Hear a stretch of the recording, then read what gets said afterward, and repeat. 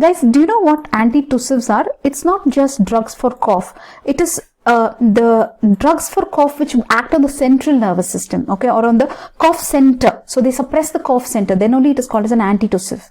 So here you can see antitussives, you have only these like opioids like codeine, which is not available easily in the market, non-opioids like dextromethorphan, which is coming under antitussive. So dextromethorphan becomes antitussive. And then you have your antihistaminics like chlorpheniramine, diphenhydramine, all these are antitussives. Okay, antitussives are cough center suppressants.